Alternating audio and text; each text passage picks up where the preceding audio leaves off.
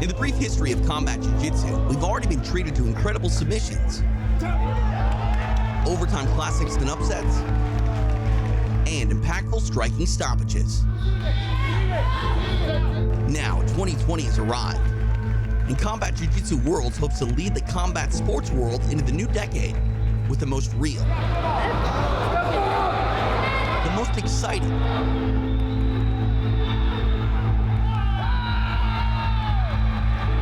and as Eddie Bravo and Master Victor Davila say, the most gangster form of Brazilian Jiu-Jitsu on the planet.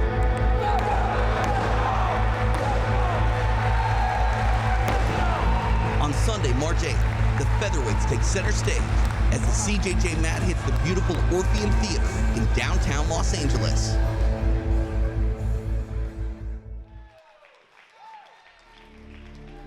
At CJJ Fight Night, we saw the rise of a new star.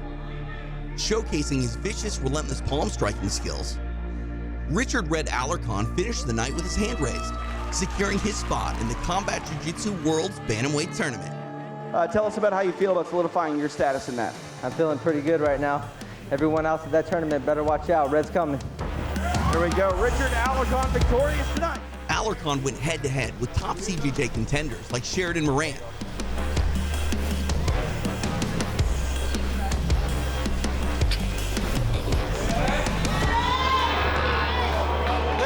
Nick Honstein,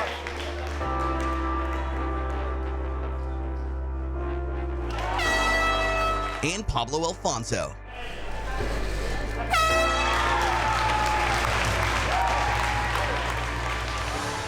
He also managed to outlast the vicious Chuy Urbina in an overtime classic for the ages.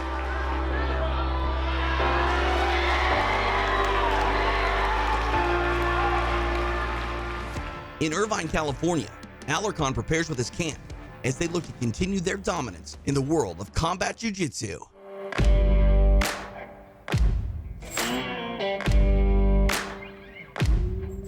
My name is Richard Alarcon. I'm a black belt here at One Jiu-Jitsu. Last year I competed at the CJJ Bantamweights. Man, it was tough. There's some quality competitors there, you know what I mean? It was no, walk in the park. Starting with the first match, I mean, that guy was one of the favorites, and I had him first round, which is usually my luck, but I went out there, I got it done. Guy was a tough grappler, he was really good wrestler, had really good takedowns.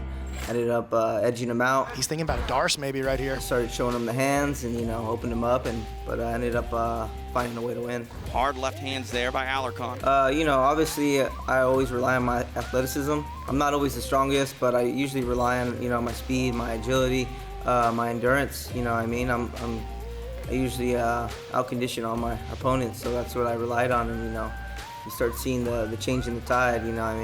Obviously this final match, it's like, dude, I don't care what happens, I'm getting it done. I'm not losing this match.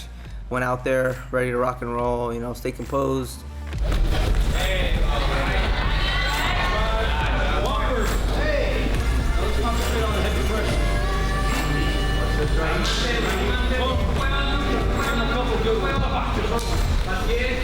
Obviously the majority of the people there were 10 Planet, and they got their boy up there in the finals, so it was obviously a hectic crowd, but I stayed calm, I focused on my match, and I went out there and man. Just gorgeous passing. He's just stringing his takedowns together with his passing, together with his striking, together with his guard passing, his back takes. Alarcon.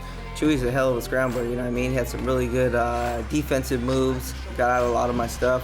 He was a little bit of a body type, a different kind, because everyone else, a little bit longer, not as compact, so it was a little bit harder to secure things on him. But I still, dominated positioning, and then we ended up going to overtime, controlled him pretty much the whole entire match. I know I frustrated him with that first armbar slip. I think I got out in like a half a second or something. I know he was pretty frustrated. I held him, I was trying to get the sub on the back, but I just couldn't get underneath his chin, so I held him. And then we went into the final round, and I kind of felt him kind of break a little bit mentally after getting out the second time with his armbar. I know he was catching everybody on the arm bars, you know what I mean? So that third escape, I was good to go, you know what I mean? I knew I had it.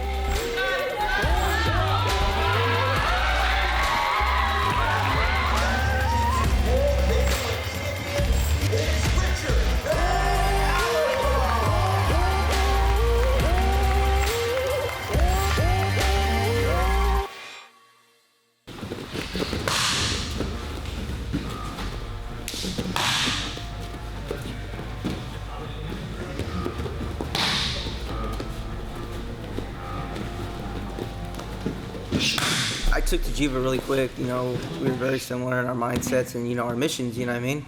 And I linked up with him since the get, you know what I mean? I really relied on his guidance, especially on the mat. Listened to everything he had to say. You know, he had me put in the work, and I wasn't, you know, trying to get away from that. I knew I had to put in the work, and whatever he told me, I did. So, you know, it's always good when you have a soldier that listens. You know what I mean? If you have a good general, honorable general, it's very easy to follow him. So, you know, I'm blessed with that, especially with Jiva. So, for me, you know, I just listened to the instruction, especially from him, my pops. You know, they're like the best two for me, you know, as far as guidance. So, I've always stuck to that, and I've just, you know, went out and did what they wanted me to.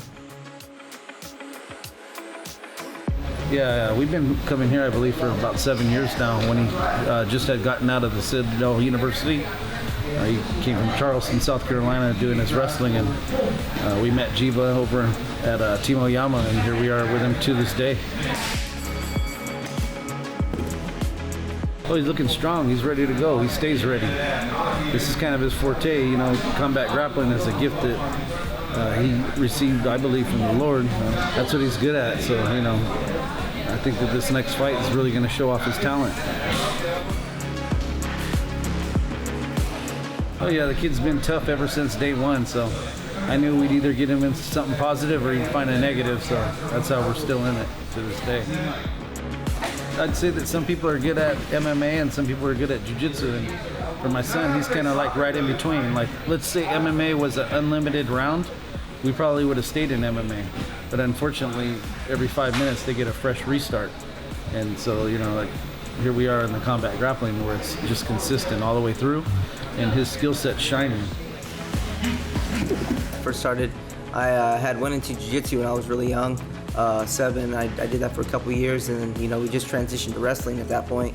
But like since the get, you know, he's always been my #1 fan, always been there to push me, make sure I put, you know, the most work in. He's the one that kind of built my work ethic. So, you know, we always try to outwork everyone, no matter what, you know what I mean? No matter what the result, as long as you outwork everyone, you ain't got nothing to be ashamed of. So we always make sure we put in the work.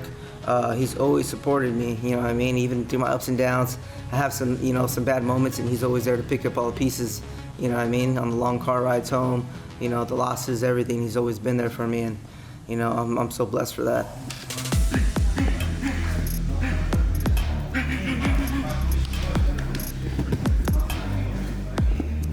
Relying on your jiu-jitsu, you know what I mean? There's a lot of people that do all these funky things, you know, they go for like the cool stuff, you know what I mean? The stuff that everybody's trying to do, everybody's trying to learn, but the stuff that really works is the basics. There's a reason why the basics have carried on for so long, you know what I mean? That's my game plan. I just stick to the basics, and it's worked out really well for me, and you see it even with combat. The basics always work. So that's what I've always relied on, you know what I mean? Like I said, you know, everyone's trying to learn all the coolest thing, the new move, but they're forgetting the basics. Gotta go back to the basics. That's how it's always been in every sport. Demian Mayo, for an example, he was dominating the whole division and didn't even really throw a punch, you know what I mean? So it's just like, when you rely on, you know, learning how to counter the strikes and everything, and relying on, you know, making your movements count, that's when those basic moves work. You're shutting down, that's the whole essence of jiu-jitsu. You're supposed to, you know, limit your striking. You know, if you're on the streets, you're supposed to limit that up. Man, to be honest, open guard's the best. Open guard's always good because you have your 4 limbs in front of you, you know what I mean? That restarts everything. You know what I mean? So you're a fresh start, you get to, you know, redo your game plan, or no matter what the position, you could restart back to fresh. So I'd say open guard's really good because that's where the majority of the position is, especially in whether it be no-gi or combat, you know what I mean? Majority of the time it's open guard. You know, anytime you see someone trying to go for a heel hook from bottom and someone standing above them, you know what I mean? That's pretty dangerous, especially if they get past those feet. If they get past those feet, you're catching a lot of punches. Knee bars are probably one of the best ones just because they create that distance, you know what I mean? You might get body shotted a couple of times, but I mean, it's not really doing too much damage, you know what I mean? You're still separating yourself from the opponent and their hands. So the knee bar is a really good one, I think. Heel hook is a good one as long as you're on the ground. I feel like that creates a good amount of space as well. But I mean, if you're standing and you're trying to go for a heel hook on someone who's standing above you, you're gonna catch a good amount of, you know, punches or slaps or whatever it's gonna be, so, you know what I mean? almost gets the back taken. Alfonso induces the scramble and does get his back taken for his efforts. Just no space in the game here against Alarcon. I'd say out of all the positions, if you get, someone's, mounted on top of you, and there's strikes, you're going to take some damage.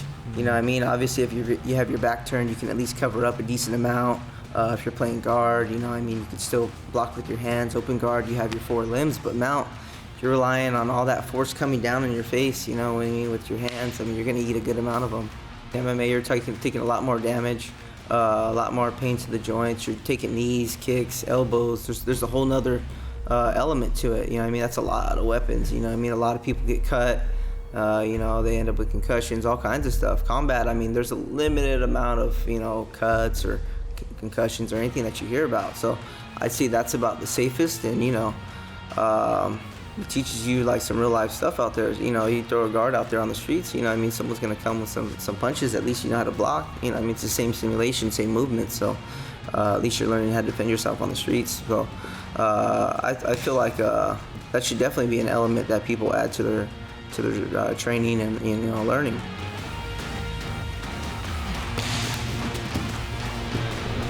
Posture up, bring him down.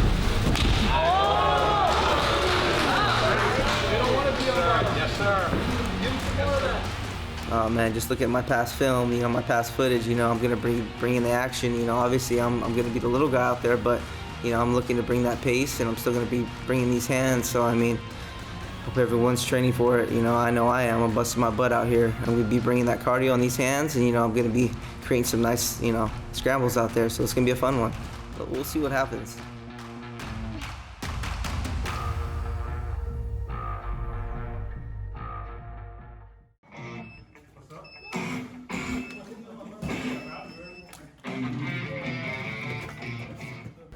My name is Jordan Holly. I'm a black belt representing Rodrigo Cabral in the Brazilian Fight Factory. Also my own gym, the Holy Grail Jiu Jitsu. Some of my accomplishments include a veteran of Shugyo Invitational, the Third Coast Grappling 145-pound champion, multiple time Submission Hunter champion, Texas promotion, the Jacksonville Invitational 155 champion, and I've competed as Zapatero, finishers, pretty much any sub-only invitational that you could name.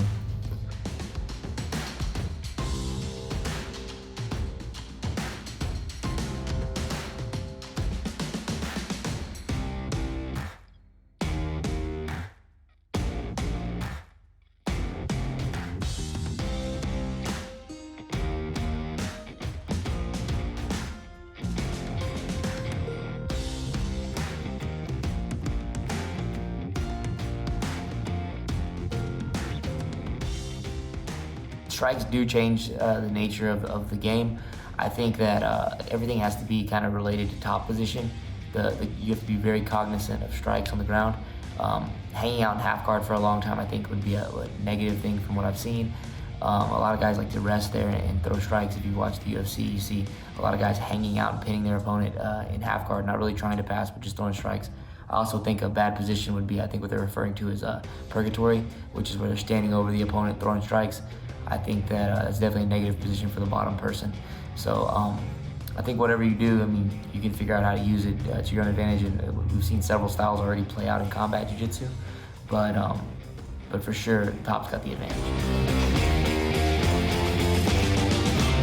As far as attacking and defending leg locks whenever strikes are allowed, I think that it can definitely be effective. I think initially when people thought about that, they thought that leg locks were just a no-go, but we've seen guys like Dan Martinez, we've seen guys like Bobby Emmons hop in and pull aggressively and attack leg locks. I think that for sure when you try to strike out of leg locks, instead of getting out technically with a guy that knows how to do leg locks, you put yourself into real danger to get into a worse position or get heel hooked or tap yourself. So I think that that your defense needs to be key and on point before you start deciding to throw strikes. If you don't understand the positions, then you probably shouldn't go there. But I don't believe that you should abandon your entire game just because strikes are allowed. Initially, when I heard about combat jiu-jitsu, I wasn't all that intrigued in the idea. But as I saw it kind of play out, it was definitely spectator friendly. And I think initially I would have rather done pure jiu-jitsu, and this will be the first time I've done combat jiu-jitsu. but I'm excited to go out there and compete for it. I think it'll be fun, and I think it's a good thing for the sport. I think the worst guards for CJJ are going to be the guards where they allow your opponent to have a good posture, like the reverse Delihiva, the Delihiva. Those are going to allow them to kind of stay up and throw hard strikes, whereas you don't have as much control. I think the better guards are going to be the ones like a really tight plate Z guard, maybe a butterfly guard where you're working your off balances a lot, things that you can readily come up and attack. Because I see a lot of these guys playing reverse Delihiva or Delihiva, you don't have a lot of control, especially over their upper body, and they're going to be able to posture up and use the gravity and their height advantage to throw strikes.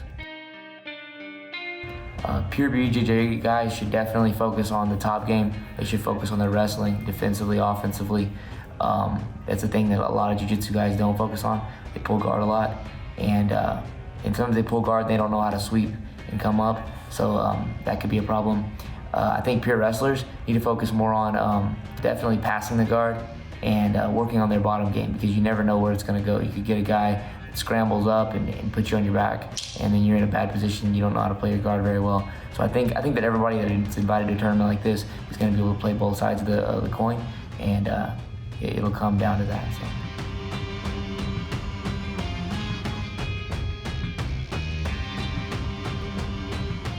Open palm strikes change the game. I think it's a great addition. I think it can be fun in a very versatile style to train. It can definitely help up-and-coming MMA fighters, and it can help you to be very aware of what's going on the ground. A lot of times we get used to being in positions that may allow us to get struck more and more. And I forget the quote, but someone said that, you hit a black belt and it becomes a brown, you hit him again, it becomes a purple.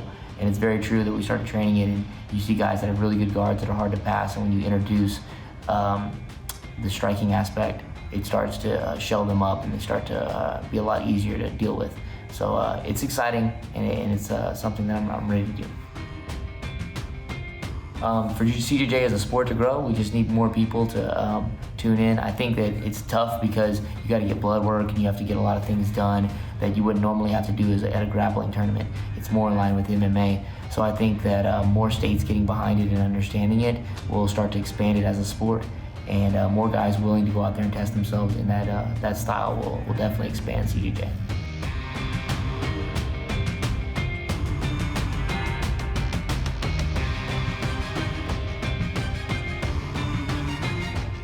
I train every day, multiple times a day, coach my students, lift and do cardio on the other days, and my whole life's put into it. I think that everything that's led me up to this point has been by God's sovereignty, and every little step in my path has put me closer and closer to my goals. It's just another step in the way, and God willing, March 8th, I'll be the CJJ Featherweight Champion.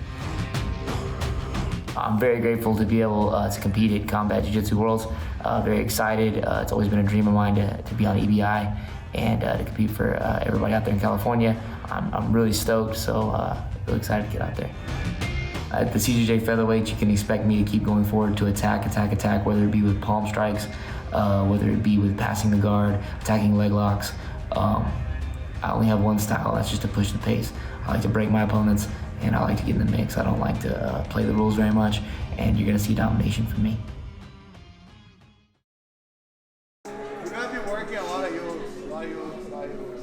My name is Demian Balderrama. I've been training for 7 years, and I train at Atos HQ here in San Diego. Normal fight. Demian. Fight com Alex, go.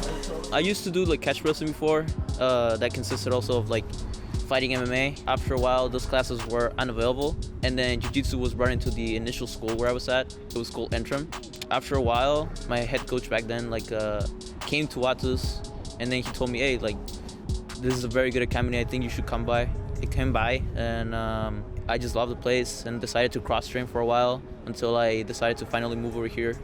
When Professor Galvao gave me the option of coming over here, he would help me with a place to stay, and then eventually just came here as a young boy, a lot of dreams, and yeah, just fulfilling them for now. To be fair, I've always like have that fighter instinct, even since I'm like young or even practice any sport. But the moment I really decided to do this is when I had a very good results in Nogi Worlds. I lost the finals by 1 point, and I've been close to the goal of like a Worlds before. But that moment, I fought very strategically. I fought very good. You know, the technique was sharp, strength, everything like was like in place. And I noticed that like if I just kept on grinding, I could be one of the very best and eventually like be a world champion. And I say, hey, it's time to just stick to it. And that's what happened. I wouldn't say I'm on a roll per se. I mean, like, I'm human nonetheless. Like, for sure I'll have my downs, my ups. But I mean, I've been able to win Gi Worlds, Gi Pans, Nogi Worlds. And I've always said I like to fight Nogi more, although I train Gi the most. But going into combat JJ, for me, is like pretty much the same thing. It's like, it's a fight. Of course, there's like a couple things that need to like take a place in your mind that is like, oh, I have to be aware of this. But that's the reality of a fight. There's a lot going on, a lot you gotta address, and it's just another test, another assignment, and I'm just going there to see whatever I can do and give it my best shot. So, try my best because I passed through all that too. You know, I had people that helped me. Yeah. So now I'm here. So I know that when you believe someone and you put it like, you put your work right there, and if they get the opportunity, they know what to do with the opportunity they get, they can succeed, you know, just like I did. Well, it was Professor Gaval, so that's why I had so much like push and something to drive me forward, because the fact of like someone that I look up to gave me those words of like, hey, I need you to come here. If your family is willing, like I'll have you a place to stay, and we'll make sure you do the work to become a world champion. You know, it was not certainty, but the same year he told me that, I went over there. This was during like December, so when the next year started, that's the year I became world champion. So I had no guarantees, but that was the moment that let me know if he believes in me, that means I have to believe in myself. And that allowed me to just shoot for the stars and hopefully like reach one. I definitely will have my aggressive game on. Like I said, I've just been recently promoted brown belt, but for me that's no disadvantage. I think it's the other way around. This is a very good test for me to see how I am in the big leagues, and I'm just gonna throw my best out there, you know? Be aggressive from start to finish, and have my best tactical game on as well. It's about style, about also about like the person, the individual, because it's not about maliciousness. It's simply like some people have more killer instinct than others. Some people fight very systematically. Some other people prefer to be more instinctive, right? So if they feel it's right, they'll go for it right away. But if some other people are like, no, I cannot do this because then I'll leave the space and then the guy will move and stuff like that, then they'll feel it's like a system, and then they'll only get caught in the system. That's what I feel like. I feel my way of fighting is instinctive, so if I see there's an opportunity for a slap, I might like just throw it in there, you know? Every good fighter has to know that you cannot fight a fight the same way you fought another. You gotta always change the game according to who you're fighting, right? You'll never know the full game of the guy, because you cannot spend your whole lifetime just studying on people. 145, I mean, the light featherweight divisions, like they're always packed. I think as much as lightweight, which is like the 170, there's a lot of talent. So to be able to come on top and then bring it back to your academy, it's like very big accomplishment. And I believe like it's, even if it is me or not, or whoever does, like for sure he's like a big acolyte.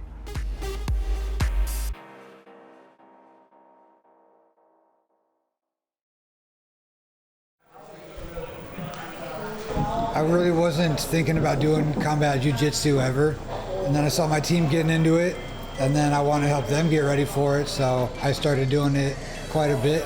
Now, yeah, I mean, I just feel like it's just something I should do. I'm given the opportunity, it's right in front of me, so. It's really not too different, in my opinion. I don't like to chill anyways. I'd like to just keep moving, so it plays into my game just fine. I don't have to really make any adjustments. Like you look at Thor, I don't think he threw any strikes, so if your jiu-jitsu's on point, it's really up to you, you know? If you have a free hand and you can control someone, then do something with it, but just don't get caught up with it, you know? It's all about jiu-jitsu in the end. I think the most popular guard lately has been sitting up, trying to play ashi, hugging the leg and shit, so you're definitely not gonna see that. So you're gonna see people sitting down in the spiral-like position. If I fall down, I'll be in quarter shield. If I stand up, you're in spiral. It's the same position. So you're gonna see a lot more people laying on their side, head on the mat, pummeling, kicking their legs, all that kind of shit. You know? Don't let him pass so easily. There you go. Now make him. Now he's got to work to unhook him. Bam. Of course, I'm coming up to go learn from Eddie, and yeah, it's a long drive, but who's got more knowledge than Eddie when it comes to like training UFC fighters? Especially the games I play, like rubber guard. You got to come up and train with Eddie. He's going to show me all the tools I need. I just got to apply them. It's really cool to learn from him because he'll tell you the whole history of that position and everything. All you need to know, you go practice it on your own, but he'll talk about that position and the evolution of it for a whole hour until you know exactly what happened and what time frames, and then you're just completely set for that position. You just got to go take what he took home and work it. Me and my team from 10th Planet Poway, we just carpool up here. The ride's fun. We never stop talking the whole time. We get there, you know, and we get to learn from the best. And then, we go eat, drive home, and do it all over again. Probably meet somewhere at noon the next day. We get home at like probably 3 a.m.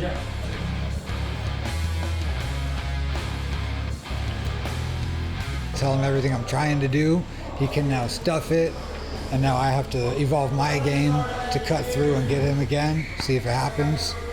And then I also work with like my homies like Ben Saunders, fucking full guard. We work our rubber guard together. He shows me striking rubber guard, which is gonna help me now. And I'll be showing him like my truck game, whatever I can, you know. Yeah, me and Gio have been training since white belts together every day, and that friendship's never broke. It's only been stronger every time, you know, every day we train together, so it's a huge blessing, you know. We've found so many other sick ass athletes since then, and we just keep growing. Ever since I was a blue belt, we would come up here like at least once a week for a long time, and we would just work that for a whole week. We didn't even have a coach like me and Gio. We just took the info that Eddie gave us, and we would go work it for like a week until we come back. We were just some 10th Planet gym in North County, and then we turned into 10th Planet San Diego, 10th Planet Oceanside, Spring Valley, Poway, and then we're just fucking destroying ever since.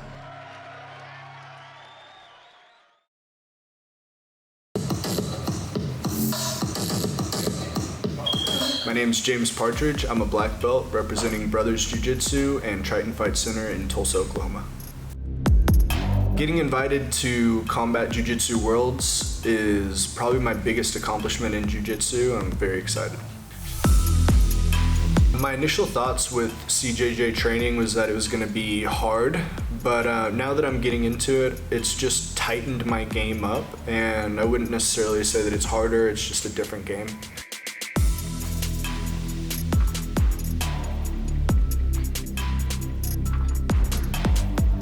Big jumping takedown there by Perez, now in on those strikes. Cohen really covering up. He's got to cover. My thoughts on open palm strikes are that they're a lot safer for the person throwing them.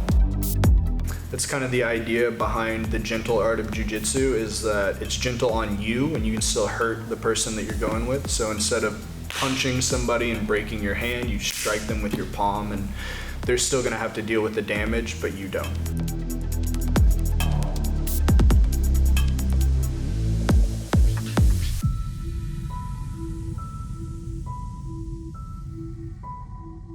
I would say the best guard for CJJ would be any type of clinch guard, so rubber guard, if you were using like over-unders from butterfly guard, anything where you're basically chest to chest or taking away all the space so your opponent can't posture up to strike you. Whenever it comes to using strikes in jiu-jitsu, I would say the purgatory position is kind of still a dangerous spot where guys haven't evolved their game. If a guy's standing above you, you have to be good at getting him down to the mat, or he's just gonna strike from inside your guard standing. I think pure BJJ guys should focus on the purgatory position. Whenever a guy's standing over you in your guard, getting him down into your guard or sweeping and coming on top, because that's where you're gonna deal with most of your trouble.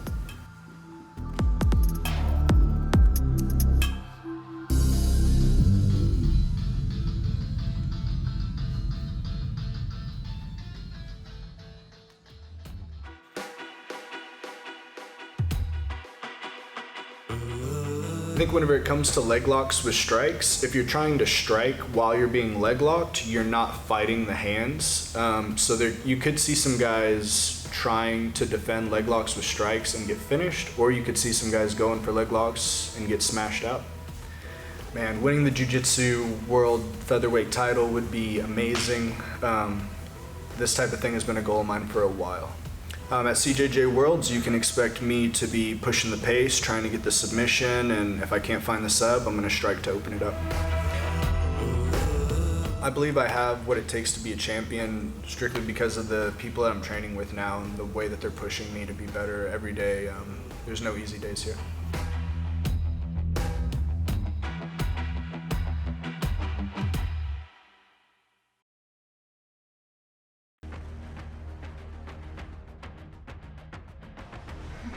My name's Gabriel Austin Daffron. I've been training 5 years. I'm a brown belt out of Kindred Jiu-Jitsu Seattle Workshop.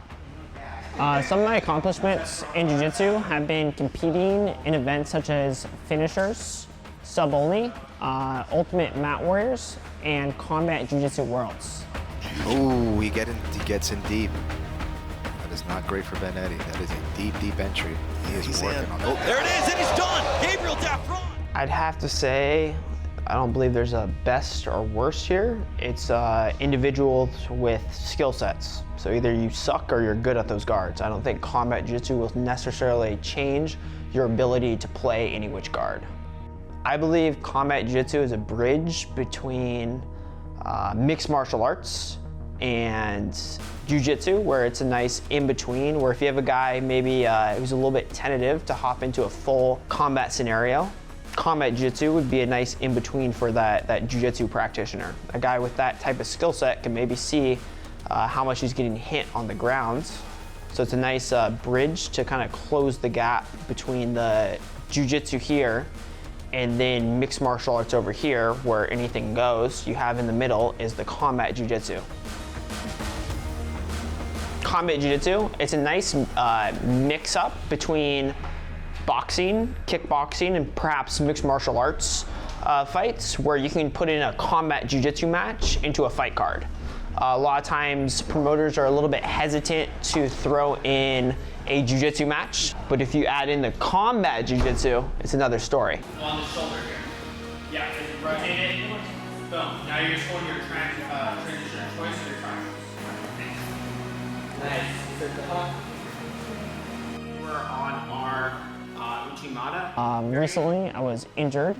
I had a minor cleanup towards the end of the year, and I have just been teaching and taking classes with my team at Kindred Jiu-Jitsu. They helped me through this time and my recovery process. My last CJJ event was overall a good experience. It was my first time competing with the best guys in the world, top-ranked black belts such as Nick Pace, Benetti, and Chewy. So it was overall a good run. I'm really excited to be on this next combat jiu-jitsu event. I'm grateful that Eddie called me back, and He always makes the best events, the most exciting events with the overall, best rule sets for grappling. And I'm excited to be a part of it.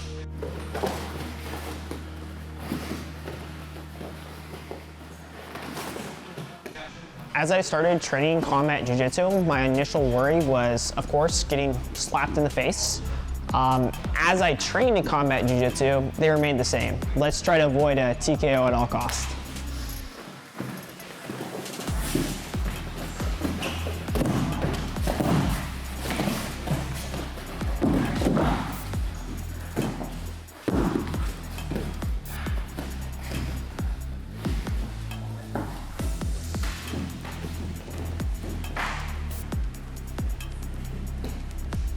Why do I believe I have what it takes to be the combat jiu-jitsu world champion? It's where I drop the cliche, because I'm Gabriel, Austin, motherfucking Daffron.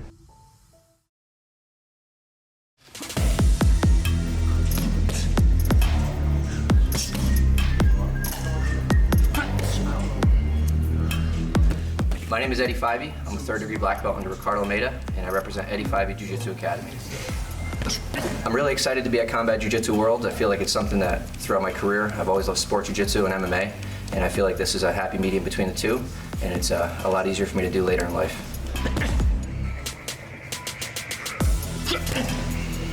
Bring your hand up.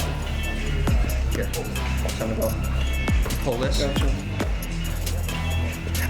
I love the idea of combat jiu-jitsu. I love how it adds a little bit more reality to the sport. There's certain positions that you can't really get away with space like you can in sport jiu-jitsu. So it's for somebody who's looking to get into jiu-jitsu or looking for a more realistic aspect of the ground, it really showcases that. And the training for combat jiu-jitsu is pretty simple because I've been training for this my whole life, so it's no different. Nice, I'll catch it. In combat jiu-jitsu, anything can really work if you believe in it and if it's done with the proper space and principles. But certain things like the open guard, distance is going to really change. Certain half guard positions. The leg entanglements are still realistic, but there are some leg entanglements where people put themselves under dangerous positions and they could really get exposed for it.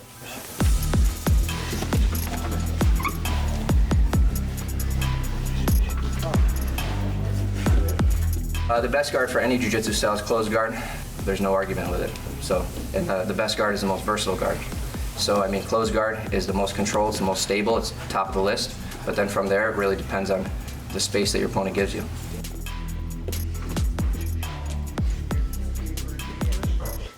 The worst guard is anything with an animal name, anything with where your legs are over your head and you're trying to, do something to yourself.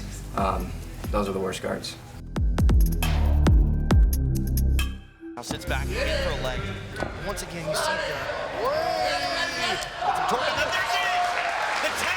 I think leg locks have been proven to work in any situation. I think the way people attack them, I think the way people set them up will have to change a little bit. They'll have to be a little bit sharper with their entries and a little bit sharper with their counters when the guy's getting out.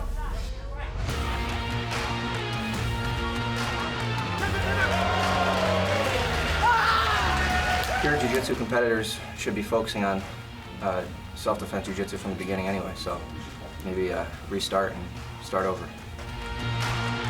Wrestlers, as far as wrestlers are going to find a home for this art of jiu-jitsu, but I don't think it favors wrestlers as it does MMA because the action is a lot more forced in combat jiu-jitsu. The rules are better for submission artists, so they'll be a little bit more disadvantaged, but they're going to be better at controlling top positions, but they can't do as much damage because the open hands they don't represent the punches or elbows at all, so it's a little different. I think in terms of people doing MMA, I think there's a certain aspect of an individual who wants to do MMA, who wants to train striking and train all the elements. It takes a lot more of your life to devote to training in order to do MMA. You're going to give up a decade or 15 years of your life to do it, and you're going to take a lot of head trauma and punishment over the years. So you have to be comfortable with the end game of that too, the end result. And for combat jiu-jitsu, it's, as I said in the beginning, it's a good medium for people to compete in and train without taking too much damage, but still keeping the reality of the art. 6 feet. It's going to take people with more notoriety outside of jiu-jitsu to come in and bring a different audience and a broader audience to it.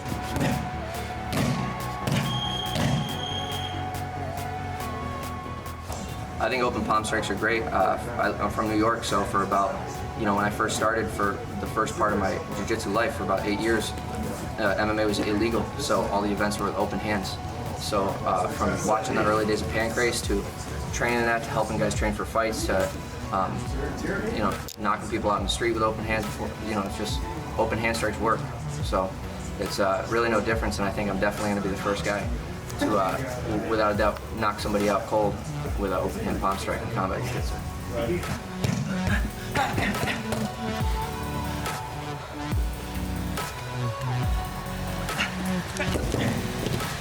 For me to come back and do this, it's very important to me. It's important to me as an individual, and I haven't focused on myself as an individual for the past decade. So now I've taken time to myself to really come out and be prepared and showcase my skills.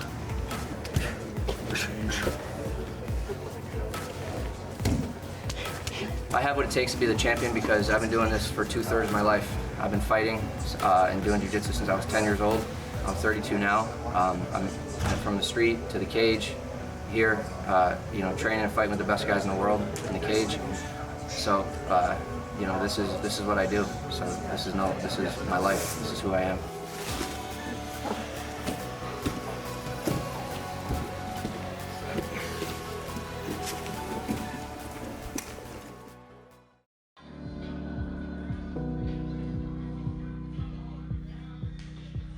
My name is Tom Halpin. I'm a Jiu-Jitsu black belt representing Team Fight Sports, and I'm fighting out of Limerick, Ireland. I have a lot of accomplishments throughout my almost 10 years of Jiu-Jitsu now. Probably the biggest ones are I'm the first Irish man to represent my country at the ADCC finals. I'm European ADCC champion, and I'm also former no-gi European champion as well.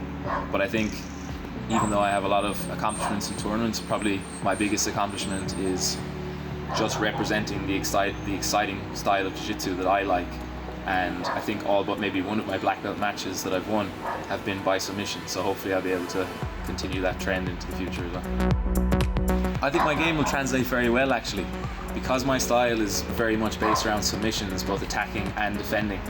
Then all I need to do is add in the strikes, and I think really what will end up happening is, because my style is so focused on submissions, and sometimes in the point system people are more hesitant to open up and engage, I think the strikes actually help me a lot, both when someone is opening themselves up to attack me, or if they're very defensive, I can use the strikes to open them up. So I'm actually really enjoying translating my style into the combat jiu-jitsu rule set, because activity is what I like, having exciting matches, and I just feel like the rules lend themselves very much to having very active matches. So I'm really looking forward to the challenge.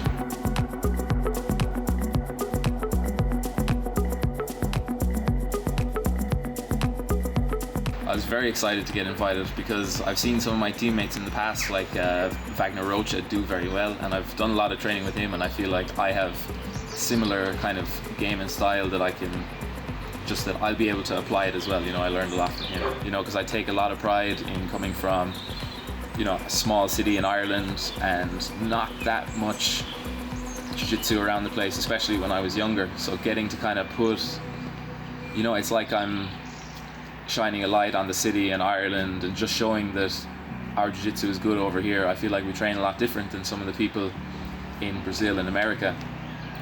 A bit more thoughtful at times, and just we're doing different things over here. So it's really exciting to be kind of leading the way at these big events and getting to represent my country and my friends and my team.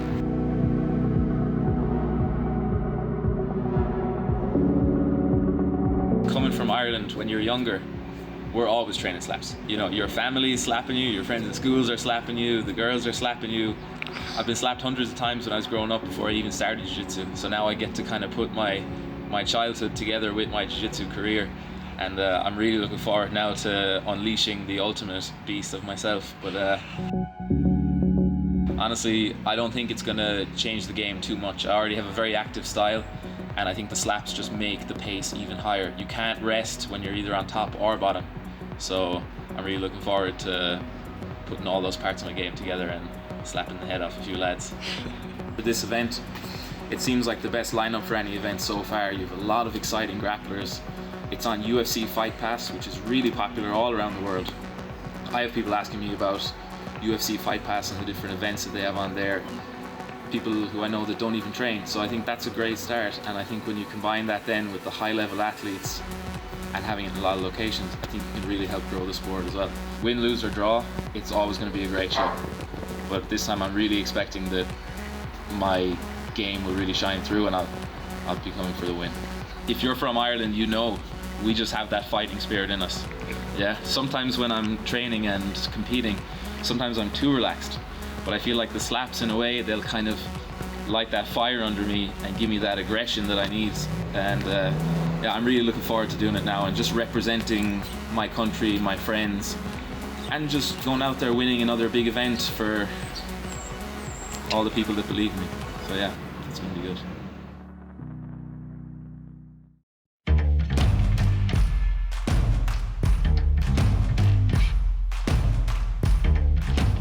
So last year I had 2 combat jiu-jitsu events. The first one wasn't,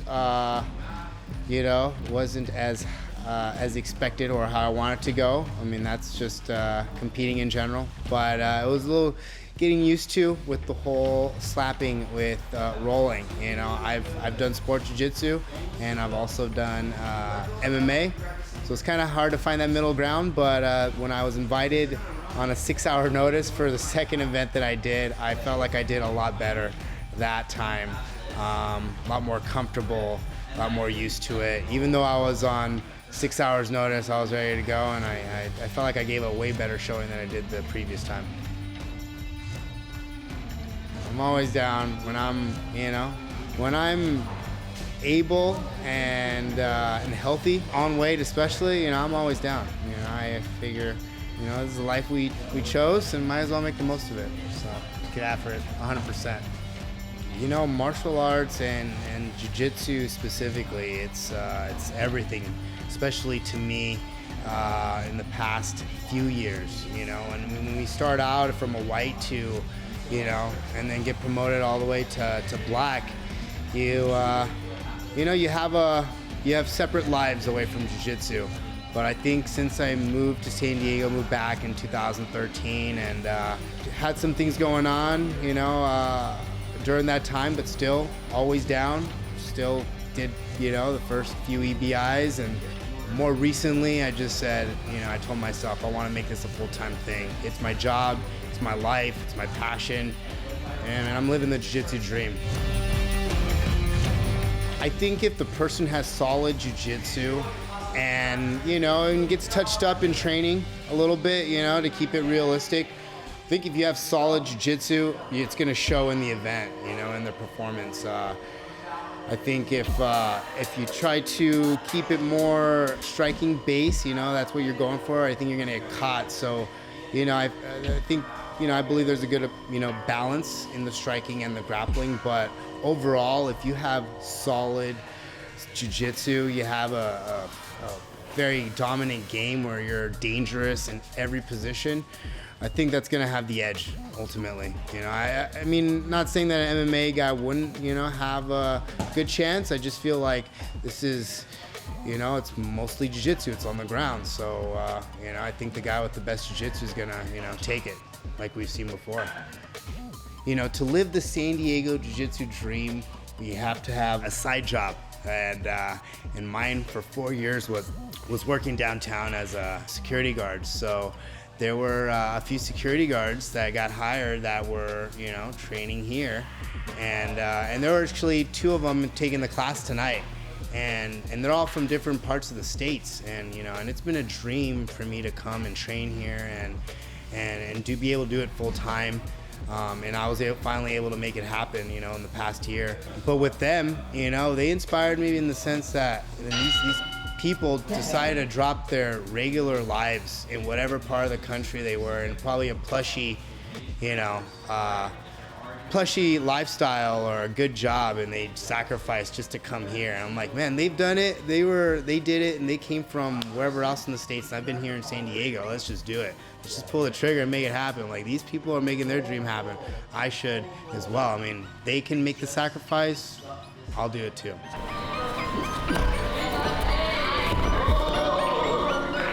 Sometimes we settle in positions in jiu-jitsu for far too long, when there needs to be a sense of urgency, you know, and you'll know that sense of urgency once you get hit, and hit hard, you know. So I think it'll make guys move a little bit faster and worry about being in positions that they were once comfortable in and now are in complete danger.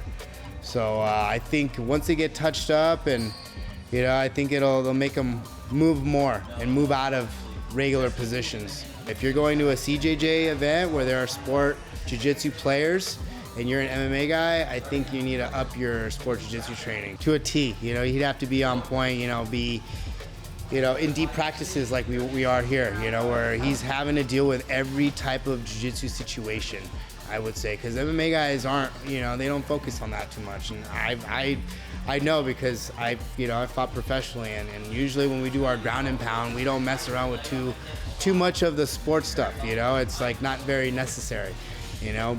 I think honestly this is going to be the best meet you'll see, you know, for any EBI event, especially because of, you know, switching over to, you know, Atos for jiu-jitsu. And I just had a different, you know, insight to life in the past, like I would say 6 to 9 months, where I really wanted to dedicate myself to this sport entirely and take any challenge. So I've been healthy, I've been consistent, you know. I think since the last CJJ event, I've had, I don't know, like 5 tournaments, 2 pro fights. I placed at Nogi Worlds, I did Fight to Win. So I've been very consistent since the last combat jiu-jitsu event. So I think we're gonna see the best Geoff reel, you know, to date.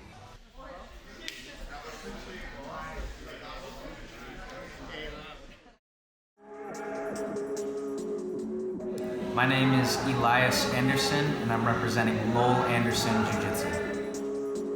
My last experience with combat jiu-jitsu was at the inaugural Combat Jiu-Jitsu Worlds. I had a very fun match with Denny Prokopos. It was exciting. We put on a great show for the fans.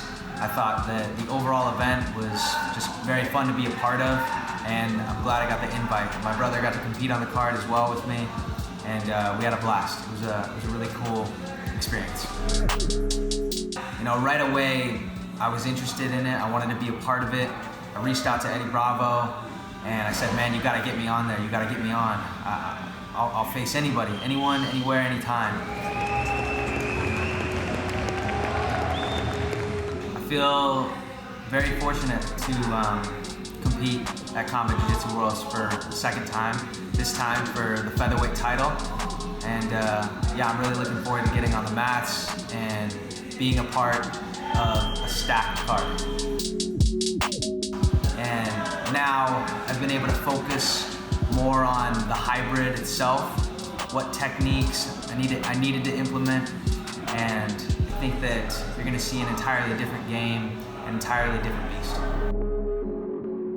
You just have to be more aware. I think that with slaps and with strikes mixed in with jiu-jitsu, you have to be more aware of the person in front of you, whether, you know, more aware of the guard you're in and how to defend properly, how to lock someone down, how to control their limbs. You know, so every position has its advantages and disadvantages, but I don't see any real weaknesses. The best guard is obviously to be on someone's back, you know? I think that everyone is going to be hunting for the back. I'm going to be hunting for the back. And it's a position where you can do all the slapping and all the submitting and avoid getting hit, you know? I think that you're going to see a lot of the competitors attack leg locks, even with strikes involved.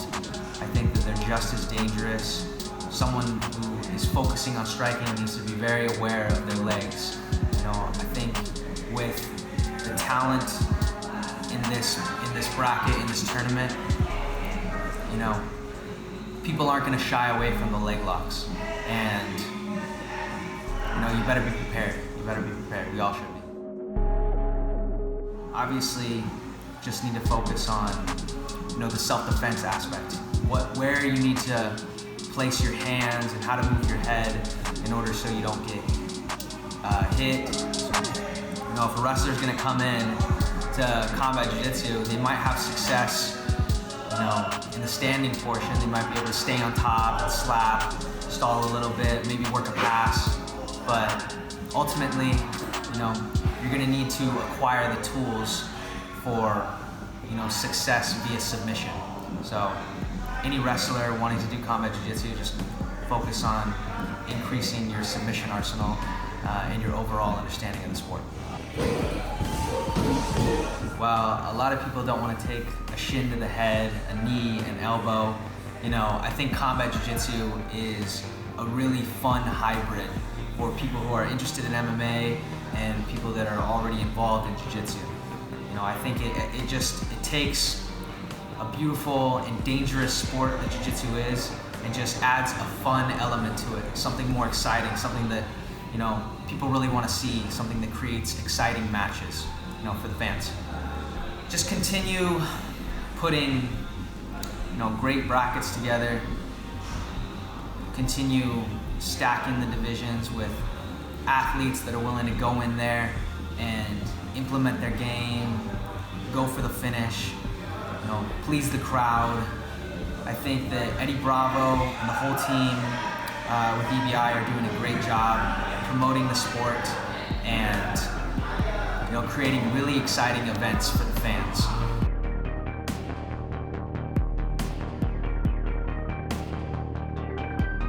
To take home the Combat Jiu-Jitsu Featherweight title would just be a testament to all the hard work that I've put in on the mats and all of the hard work that my training partners have put into helping me prepare and helping me become a better martial artist. I am a martial artist, you know, in search for perfection. I'll never find it, but I'm always looking to perfect every technique, every move that I do. I obsess over technique, I obsess over training as hard as I can, you know, pushing my body to limits that I didn't even know I could. And so I think that my work ethic and my passion and my drive for martial arts and jiu-jitsu especially is what's going to take me to the title.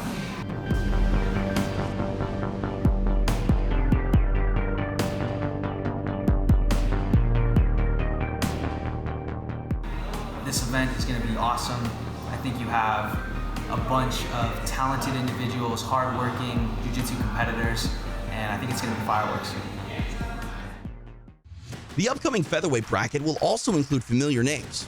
Returning to the CJJ mat will be New Orleans' Sheridan Moran. All right, gentlemen, first round. Let's fight.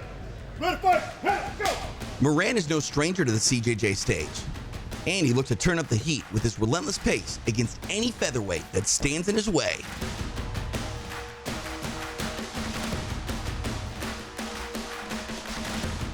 You can expect Pablo Alfonso to bring his striking arsenal to this featherweight tournament.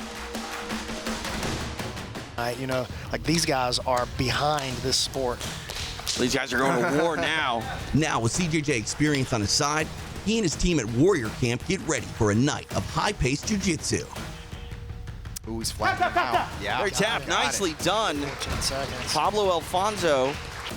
When it comes to high-paced action, it's hard to match the output of the Japanese superstar Hideo Tokoro. A CJJ veteran, you can expect Tokoro to return focused and ready, as he's on a mission to capture a Combat Jiu-Jitsu World Championship. Rolling into Los Angeles for his Combat Jiu-Jitsu debut is the iconic Masakazu Imanari.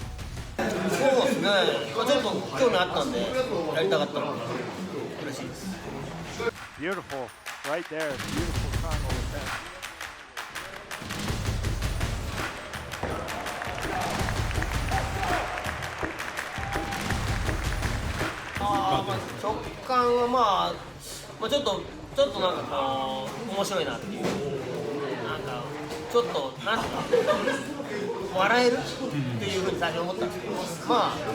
でもやると痛いし、なんですかね、難しいです。いや、全然見て感じと全然違うです。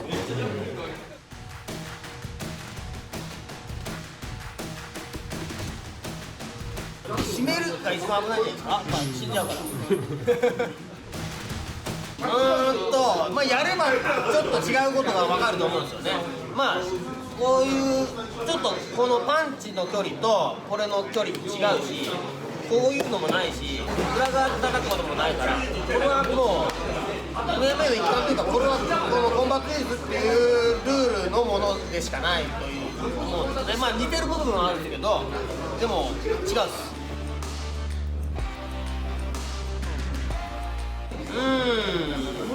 いいんじゃないですかね。なんか、なんだろう。クラシックな感じ。Other grapplers who'll be making their CJJ debuts will be Stockton, California's Victor Galdon, representing Cesar Gracie Academy. Gracie Jiu-Jitsu is a self-defense. So it transitions right over to any time you try to hit me. I believe I'm a real martial artist and I'm going to express myself the right way that night. Hopefully everything turns out the right way and I'm going to put it down. And 10 Planet Portland product, Sam Hardy. A new year and a new decade have arrived. On Sunday, March 8th, Combat Jiu-Jitsu Worlds will take center stage. Live from the historic, iconic, and majestic Orpheum Theater in downtown Los Angeles, 16 elite athletes will face off.